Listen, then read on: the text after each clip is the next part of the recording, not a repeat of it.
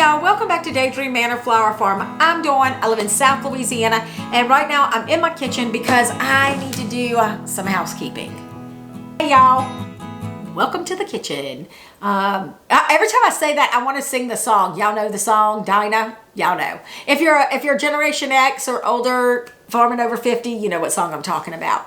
But that's what I think of every time I say it. Anyway, I needed a mental health break.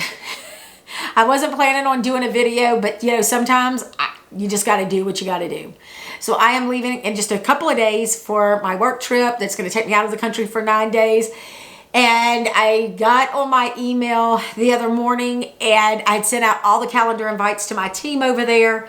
And when I opened my email, it was just all of these declines. And I'm like, so as I start looking, I call my colleague who I got. She is amazing. And she can't travel right now, so she's not going on this trip with me. She was on my trip. We went last year together, but she can't travel right now. So I called her. She said, yeah, I'm seeing this. And I swear, y'all, for I think the 10 minutes of our call, we were both just quiet.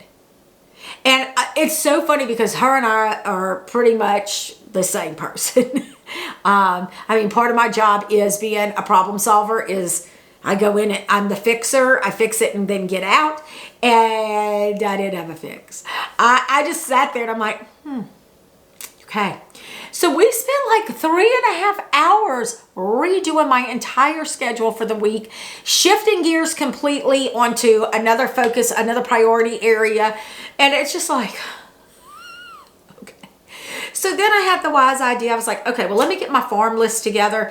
I haven't packed yet, none of that. And I'm like, let me get my farm list together, make sure I, got everything because I've got all the rest of the dahlias in.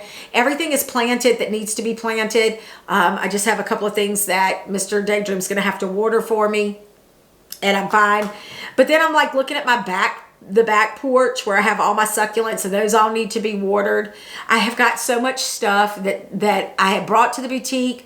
I flipped to my table for spring. I still have to get all of that up.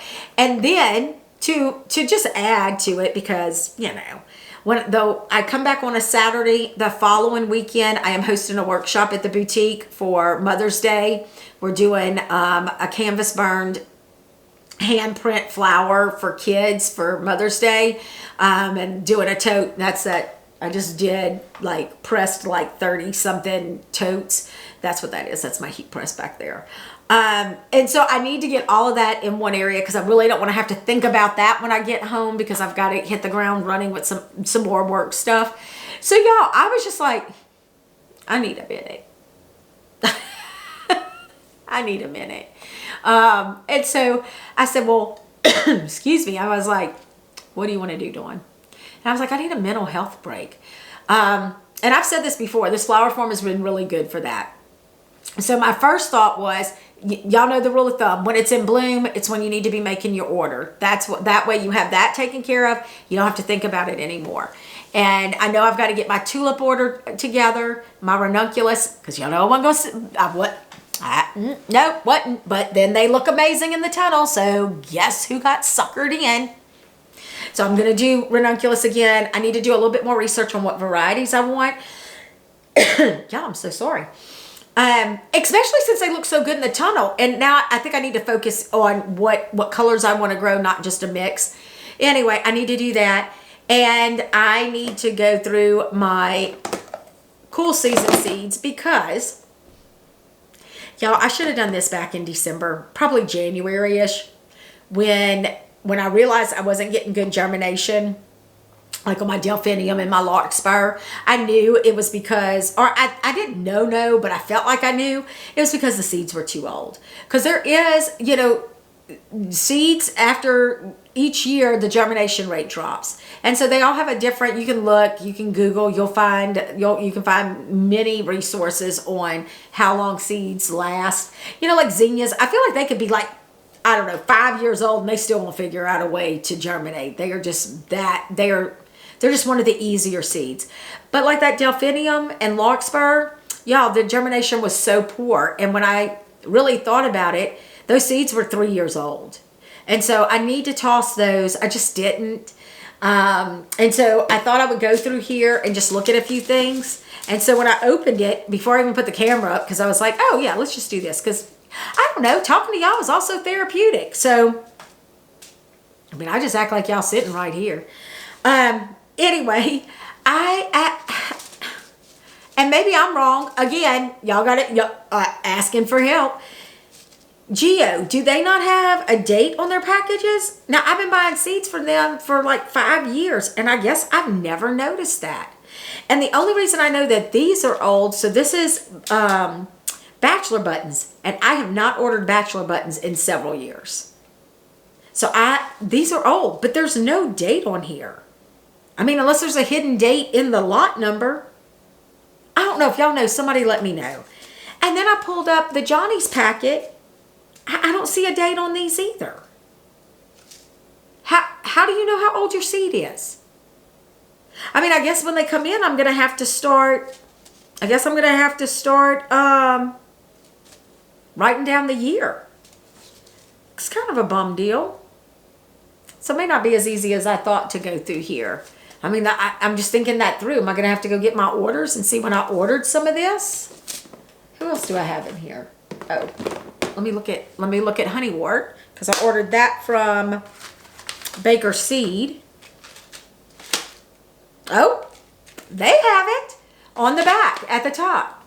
This one is packed for 2023, sale by 12/31/23. Ah, thank you, Baker Seed. And I know, I am almost sure too that the Gardener's Workshop, I feel like she has a date on hers. Am I mistaken?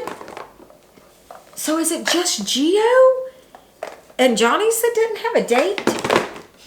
That kind of sucks, because most of my seeds, they do come from Geo. No, nobody is paying me to say that. I wish somebody would pay me to say that. Just kidding. I don't know. No, I'm not. I was looking for something. Maybe I don't have any Gardener's Workshops left. Oh, wait. Here we go. Yeah. Look at this. See, this is what I mean. This is marigolds. Packed for 2021. And why is this in my cool season flowers? All right, maybe I need to start with making sure my cool season and my warm season are separated.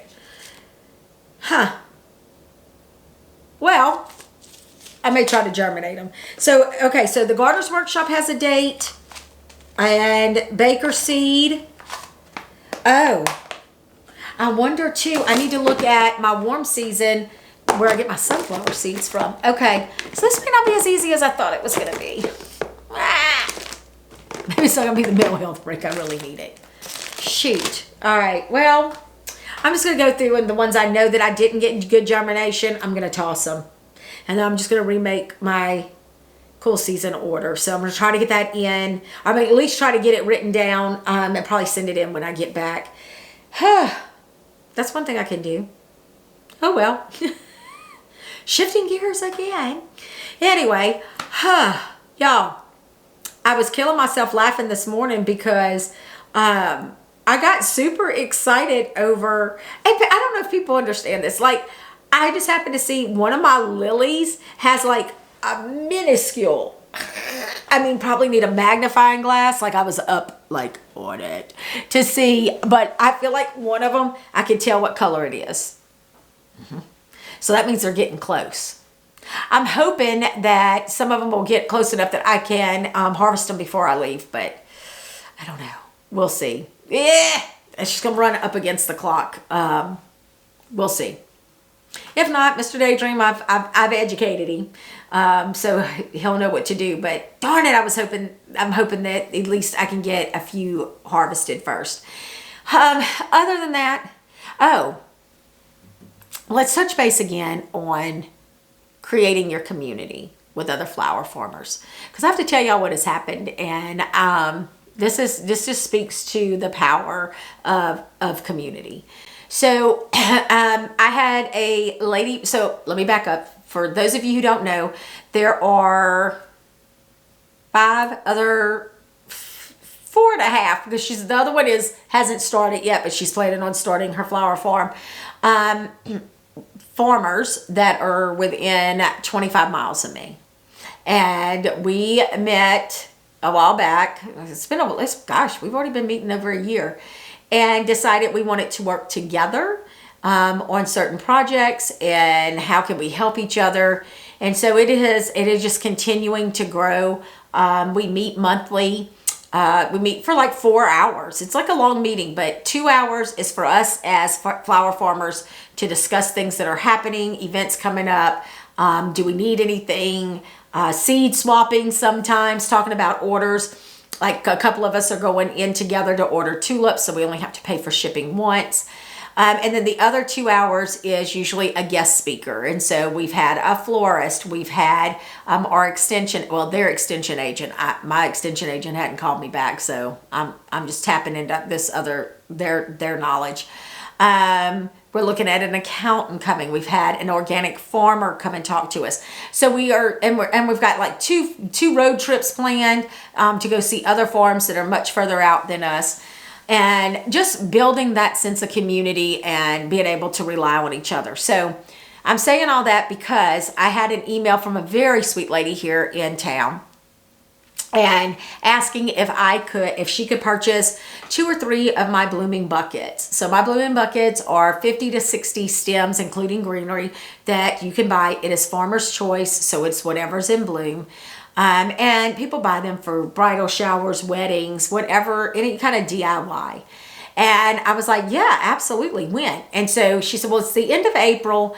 And I was like, okay. And y'all, it's tricky around here for the end of April because we may not have enough bloom. I may not have enough blooming to do that. Normally it's like the end of April, 1st of May. Now, next year I'm hoping to be earlier because now that all of my beds are built and I don't have to wait on Mr. Daydream to finish building them, my schedule should be back on track. So I was like, okay, when? And she gives me the date and I'm like, oh, of course, of all dates, it is the day I am flying home from my business trip. And I do not come in until that evening. And so I was like, okay. I said, well, let me do this because she had contacted me like several weeks ago. I said, let me check back with you mid-April and let's see where we are as far as blooming. So she was like, oh, awesome.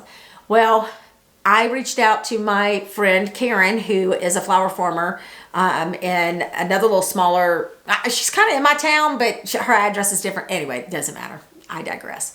Anyway, I reached out to her and I said, hey, here's the deal. Do you want to go in and do this together? And she was like, okay, sure. So things are always crazy, right? She has been out of the country. She has just come home, and I am leaving. So we're like just crossing each other. But I emailed the lady back. I explained to her because in the meantime, that huge storm blew through here and a couple of the farmers had some damage with flowers. So we didn't know about Karen's farm yet because she wasn't home.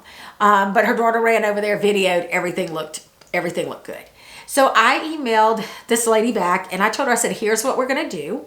I am leaving to be out of the country. I have another flower farmer because I want to be transparent with my customers. Now, they don't need to know the down and dirty, but I want her to understand why Karen is going to be the one delivering to her or meeting her for pickup or whatever. But I wanted her to understand that. And so I just kind of told her, look, we have this flower group. Some of us have damage from the high winds that came through. So we are going to do this collectively. And y'all, she sent back the nicest email. Like, this is amazing. Like, she thought it was really cool that we were working together and that we were going to make it happen to get orders filled. And so I told her, I said, well, look, so when she told me she's hosting a wedding at her house, she wants to do some bouquets for grandparents to take home. The bride wants to do her bouquet. So when she said that, and because she's been so nice and so easy to work with, I was like, you know what? I'm also going to throw in some eucalyptus for the bride to put into her bouquet. So I just want to do that as a thank you because here's the deal. Y'all know about customer service. We talked about that in the last video.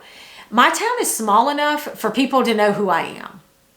There's 19,000 people. That's the new census update that I got. There's 19,000 people in our town, which seems like a lot of people, but it's a small community. And so when you're one of maybe two, Karen is a flower farmer here in town. That's what I was saying. She's a little bit further out, but people will know who we are. And so it is important to me to make sure I'm giving good customer service, that I'm transparent up front. And so I did that, and I think she's going to appreciate that. And here's what I know is going to happen. She's going to go tell someone else that we were easy to deal with. We met her needs. We went the extra mile, and that's what it's about. I want my reputation to be like, oh, y'all know Dawn? Yeah, she's our local flower farmer. Yeah, great to work with. That's the reputation I want. And so I'm excited about that. So Karen sent me a message this morning. She's home. She was out in her field sending me pictures. She said her snapdragons are amazing. And she's like, it is popping over here. So bless her heart. She is going to come harvest from my farm, her farm, and then she's going to meet the lady to do the flowers. So, it's just another one of those ways that we support each other. I hear a lot, and I've seen a lot in Facebook groups about, oh, she started a flower farm and she's going to take my business. No. I will say this, out of the 5 of us that have been flower farming, all 5 of us in our group do something very different. Now, we are growing some of the same things, the majority of the same things, but our target audiences are different. The way we sell is different.